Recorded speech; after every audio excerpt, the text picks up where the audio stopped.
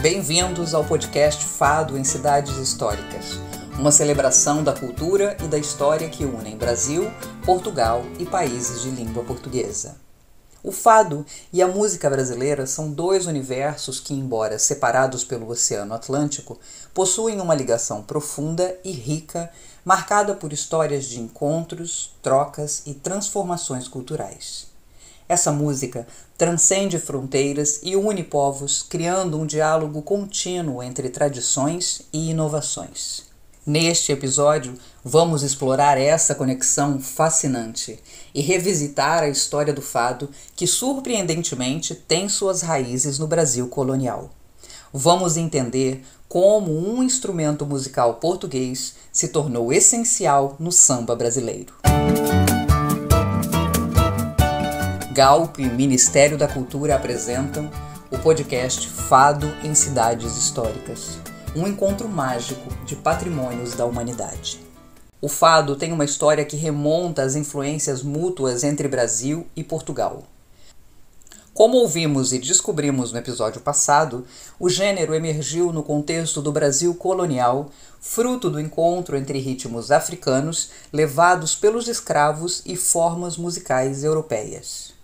O fado evoluiu para se tornar uma das expressões mais autênticas da musicalidade lusitana, mas com raízes profundamente entrelaçadas com a diversidade cultural brasileira. Hoje, vamos chamar de volta o musicólogo Rui Vieira Neri para lembrar dessas raízes brasileiríssimas de um gênero musical português por excelência. O fado nasce no contexto da monarquia portuguesa, na viragem para o século XIX. Uma monarquia com um pé na Europa e com um pé na América, que era o Brasil. Nasce no contexto do Brasil colonial, especificamente ligado ao cruzamento entre músicas de tradição europeia e músicas de tradição africana, que foram levadas naturalmente pelo tráfico de escravos, que foi a base da economia brasileira ao longo de todo este período. E, portanto, nós temos ritmos africanos, cantos sagrados africanos que se misturam com formas europeias, com harmonias europeias e dão aquilo que é mais característico da cultura brasileira e mais rico, que é a mistura, a salada, o encontro, o diálogo entre raízes diferentes. A verdade é que muitos de nós desconhecemos as conexões musicais de Brasil e Portugal. Você sabia, por exemplo, que foi um português quem compôs o hino da independência do Brasil? Sim. Ninguém menos que Dom Pedro I foi o autor dessa música tão representativa da nossa história.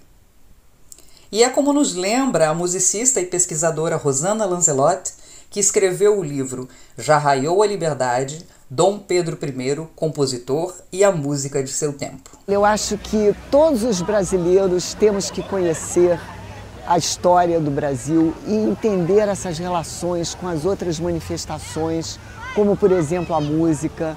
Eu fico muito feliz de fazer essa aproximação, porque a história do Brasil tem uma trilha sonora e é importantíssimo a gente fazer essa trilha sonora ser conhecida.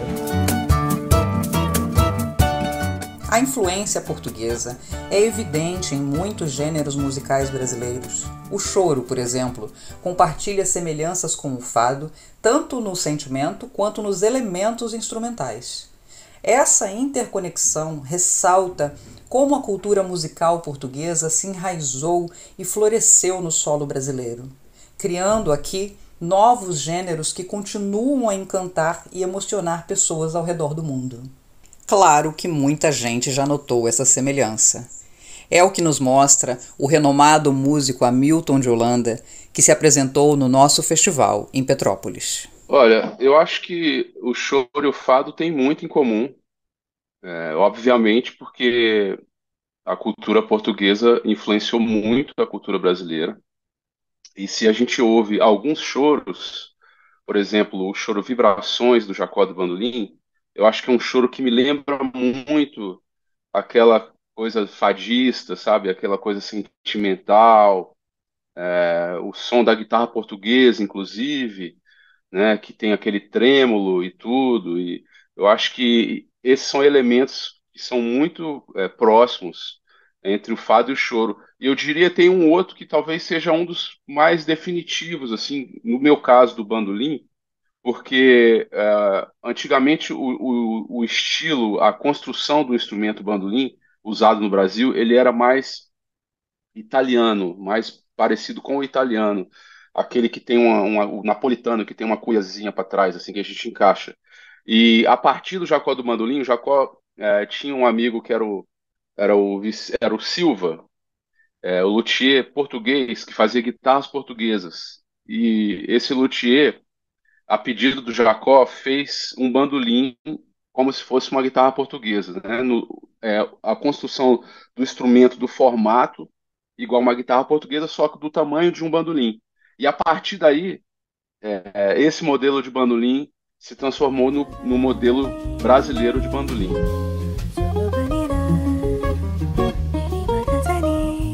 Agora, falando em instrumentos que ganharam novos usos e significados, o cavaquinho também foi adaptado e ganhou características únicas, e se tornou um pilar fundamental na música brasileira e especialmente associado ao samba. O cavaquinista de segunda geração familiar, músico João Felipe, que também se apresentou em Petrópolis, conta-nos sobre essa conexão musical entre os países. Eu acho interessante porque o instrumento que eu toco é o cavaquinho, né? E o cavaquinho é um instrumento português, que é muito popular no Brasil, mas muita gente não sabe que o cavaquinho veio da Ilha da Madeira, de Portugal, né? Sofreu umas transformações aqui no Brasil para tocar nossa música, o samba, mas eu acho que a raiz nossa musical europeia vem muito de Portugal. É isso mesmo. Esse pequeno instrumento de cordas era conhecido como braguinha ou machete. Trazido ao Brasil pelos colonizadores portugueses, o cavaco passou por uma série de adaptações que o transformaram em um dos pilares da música brasileira, especialmente no samba e no choro. Originalmente utilizado em festas populares e nas serenatas portuguesas, o cavaquinho encontrou no Brasil um terreno fértil para evoluir, ganhando novas técnicas de execução e um papel fundamental na construção da identidade musical do país. Com sua versatilidade e sonoridade vibrante, se tornou um símbolo da interseção cultural entre Portugal e Brasil, evidenciando a profunda conexão histórica e musical entre as duas nações. Outra ligação que pode não parecer tão óbvia é a do violão de 7 cordas com a guitarra portuguesa, 2 instrumentos de cordas altamente associados aos seus locais de origem. Mas quem foi ao festival, tanto em Petrópolis quanto em Ouro Preto, pôde conferir de perto um duelo inédito, a violonista brasileira Samara Líbano com a portuguesa Marta Pereira da Costa, esta que viaja o mundo com sua guitarra portuguesa. O celebrado encontro deu samba, choro e fado, claro. Samara conta pra gente sobre essa ligação nada óbvia, mas que fica bonita demais. Eu acho que essa conexão do violão de 7 cordas com o violão de Portugal é muito, muito inusitada, né? Porque o violão de 7 cordas ele é muito característico do choro. Ele é originário do choro, né? Que é um instrumento que entra ali com uma função de fazer os improvisos, de fazer os floreios durante a música, durante o choro, que era uma função muito de instrumentos solistas, e o violão é um instrumento de acompanhamento, né? Então ele entra nesse lugar ali no choro. E depois ele também é introduzido no samba com essa mesma função, de fazer esses floreios, de fazer as tão famosas baixarias, né? Que todo mundo fala. E eu acho que ele tem esse compromisso, assim, de fazer esses improvisos, né, durante a música e também usar a sua principal função, que é o acompanhamento, de acompanhar ali, fazer as harmonias, dar uma cadência para a música, né? Então, quando a gente mistura esses 2 elementos, que é o acompanhamento e as baixarias, né, o violão de 7 cordas, ele fica num lugar ali dessa função de floreio mesmo, né? Ele é introduzido no samba e no choro com essa função.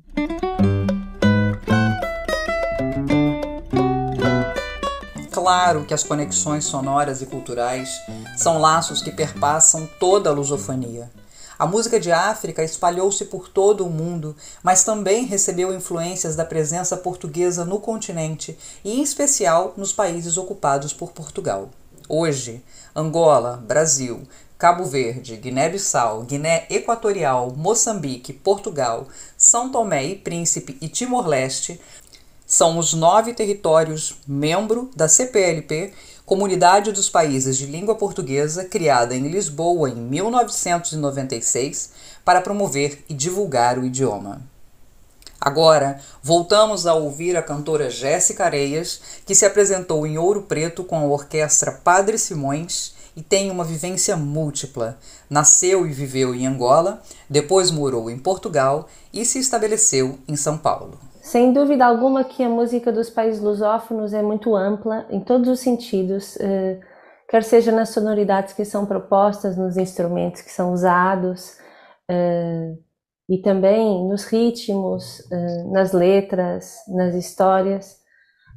De uma forma geral, no meu trabalho especificamente, sendo uma cantora angolana, africana, imigrante que mora em São Paulo já, esse ano vai fazer 15 anos, eu desde que vim para São Paulo senti uma necessidade muito grande de voltar para Angola, né?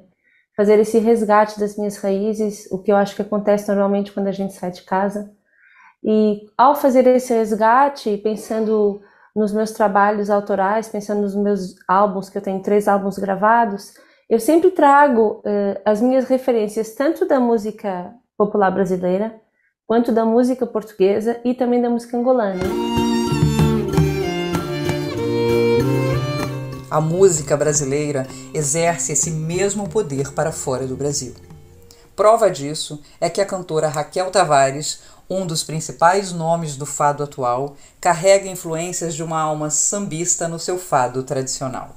É muito difícil falar do Brasil, sabe? Porque torna-me logo mais emotiva e mais emocional. Eu sinto que há um antes, na minha pessoa, há um antes Brasil e um pós-Brasil. Pós-Brasil eu sou outra pessoa, outra mulher e outra artista. O Brasil ensinou-me, como ser humano para já, a não me levar tão a sério, não é? O povo carioca, muito especialmente, que é o que eu conheço melhor, tem esta capacidade extraordinária de subsistência e de sobrevivência na maior adversidade, e saber rir disso, saber rir da desgraça. E nós, portugueses, somos um pouco mais dramáticos, por assim dizer. Então, eu do Brasil, e trouxe isto que eu aprendi no Rio de Janeiro, eu trouxe isto para o meu fado também, para mim e para o meu fado. Como intérprete, mudou tudo. Mudou tudo porque eu achava, até conhecer o samba raiz. Como deu para notar, as ligações entre o fado e a música brasileira são um testemunho da rica tapeçaria cultural que une Brasil e Portugal. Ao celebrarmos essas conexões, enriquecemos nossa compreensão e apreciação desses 2 caldeirões sonoros, perpetuando um legado musical que transcende fronteiras. Essa troca cultural não só reforça a identidade de cada gênero, mas também inspira novas gerações a explorarem e valorizarem suas raízes, buscando novas formas de expressão. Assim, o fado e a música brasileira continuam a evoluir, mantendo viva a tradição, ao mesmo tempo que se reinventam para o futuro. Obrigada por ouvir até aqui. Nos falamos no próximo episódio, em que vamos abordar a poesia e a história, elementos indissociáveis da cultura do fado. Até o próximo episódio.